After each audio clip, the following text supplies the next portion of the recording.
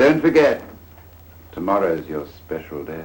Hello and welcome to another bad movie review. This time we are looking at Satan's Slave. This is a 1976 film from cult horror movie director Norman Warren. Warren also gave us great films like Inseminoid and Bloody New Year, and this one is really no big departure for him. With a runtime of 1 hour and about 26 minutes, this is a psychological horror film starring Michael Gough, probably best known to American audiences as Alfred Pennyworth in the 1989 Batman film. But he had a pretty stellar British film record, and this is one of his more prominent roles. There's also Martin Potter, who Doctor Who fans will recognize from the episode Terminus, the lovely Candace Glendenning, who sadly quit acting in 1982 for reasons of probably just having to be around people from Hollywood, and who moved on to just live a normal person, quiet life. She plays Catherine York, who is the main character of this film. And then there's Barbra Kellerman, who has done a ton of stuff, including Quartermass Conclusion, an episode of Space 1999, and the British TV adaptations of several of C.S. Lewis's Narnia books. Also starring James Bree as Malcolm York, the father of Catherine. Now, he is definitely recognizable to Doctor Who fans, who probably remember him as the Keeper of the Matrix, but he did 11 total episodes with different roles. So he's gonna be one of those people that if you're a Doctor Who fan from the good days, you're gonna probably recognize him a little bit, except for the fact that he looks suspiciously like the Master in this movie, because he's got the goatee. Without that, he looks very different, but you will kind of get that feeling like you've seen him before. Alright, now this film opens with a satanic ritual, and it's a sacrifice.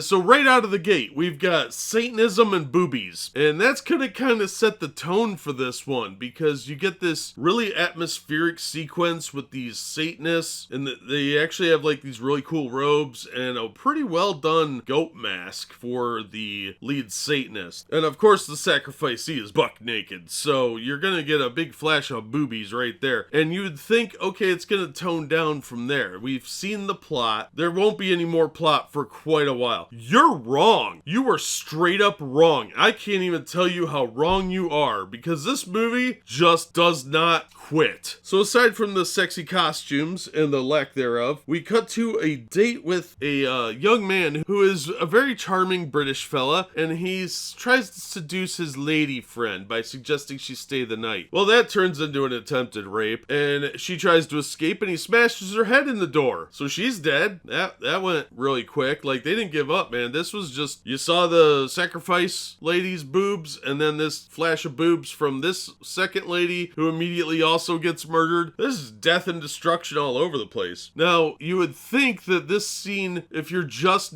watching it for the first time, has really little to do with the actual movie, because the next scene takes place with Catherine, and it's a little disjointed, but it does tie in, and it is setting something else up. So now we have a young woman who is getting out of bed with her boyfriend. Third plot scene appears right here, and that is, of course, Catherine. She mentions that she has premonitions to her boyfriend John. It's brought up casually in conversation, and she obviously is slightly upset about something, but she's going on vacation with her parents, and they're going to go see her uncle, who she's never met, who's kind of a recluse, used to be a doctor, and his wife died, and now he's like a shut-in, I guess. That's a little nebulous, but she's going for the week to see him. On the road to the uncle's house, her father gets this piercing headache, and he seems to be a little confused and lost, and they have this slow motion car accident. That car could not have been going more than 10 miles an hour. And suddenly it looks like her mom got a head injury, and her dad's like, I'm okay, go get help, go call somebody, blah, blah, blah, me. So she gets out of the car to run to the manor that is like 20 feet away from this tree. And suddenly the car explodes into a burst of flames. So she turns around to see the car engulfed in fire, and then the next scene is her waking up on the sofa, and she's told her parents are dead because they burned to death. death in this car, and it's really sad. But she meets her uncle, and she just sort of rolls with this. He gives her a sedative and tells her to go to bed. And we meet Francis, who is her Uncle Alexander's secretary. We also meet Stephen, who is the guy who just cracked some lady's head in a door 5 minutes ago. So that comes back up, and we figure out who he is now and what his role is. Now, Alexander tells her to stay as long as she needs to, and they do reference that her birthday is coming up. She's going to turn 20, and that appears to be of some importance to her uncle for some reason. Later, he refers to it as her special day in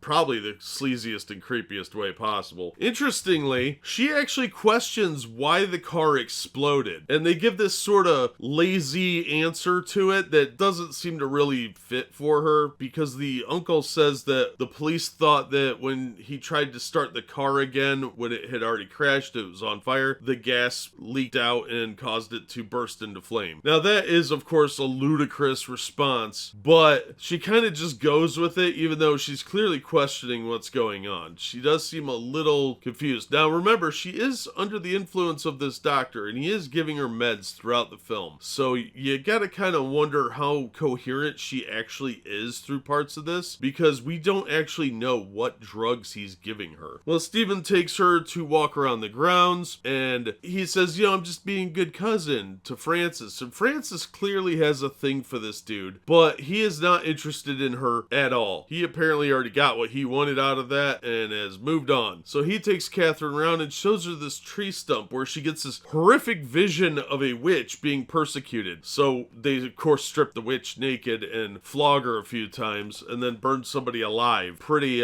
spectacular stuff. Then we get this weird sequence that seems a little disjointed, but it does make sense once you get the context later, where there is a satanic sacrifice, and of course that involves a woman getting naked, like full on. We see the lady garden up close and everything, and she of course is being oiled up with blood by another naked woman for some reason, and it's a weirdly sexual scene between this kind of frumpy chick and this naked chick. The naked chick on the altar is actually one of the producers of the movie, because the actress that was supposed to be in that scene apparently got arrested the night before, and they didn't want to cancel filming, so they got one of the producers who was volunteered by her husband to get naked full on in all her stark naked glory for this scene. And I guess, according to interviews, it was super uncomfortable, but I guess that's what you do for your film. The scene goes on for a kind of uncomfortable amount of time. If you're watching this with your parents, you are really making poor life choices. But then Catherine is apparently experiencing this as a vision, and she sees herself as the sacrifice, and that's when Stephen comes in and comforts her with his wiener and bangs the crap out of his cousin. Yet these people are cousins. They've known each other for like 3 days, and suddenly they're banging. But this may upset the plans of the satanic cult, because they have plans for this woman. Catherine then declares her love for him, even though they've known each other for like 3 days. Seriously, it's been like 3 days in movie time. Catherine also kind of wants to get away, so she talks to Stephen about going somewhere else, like getting away from it all, because this is the place where her parents died. They had kind of a rushed funeral, and yeah, everything seems kind of swept away. And Stephen acts real cagey about that, and that's when we start to really see that she is a prisoner in this house. She tries to call her boyfriend, but he's dead because a satanic spell was cast on him, and he took a long walk off a short pier in a very graphic scene. So satanic spells work over long distances apparently, and we get to see how Catherine is manipulated by the people in the house. But Frances isn't necessarily the most untrustworthy person. Apparently she's not entirely there at her own volition either, and she tries to spill the beans to Catherine, but it's way too late for that. We learn what the plans of the cult is to sacrifice Catherine on her birthday. She's going to be sacrificed to resurrect this dead witch, Camilla York, who was apparently one of their ancestors. They need a blood relative for the spell to work properly. They'd tried it before and it didn't quite work out, and mistakes were made, I guess. Lesson learned. And they want this witch to be kind of in their thrall because she was very powerful and they want that power for themselves. Usual story, you know, with resurrections, I guess. We get to see somebody impaled by a kitchen knife, and somehow their body is held up on a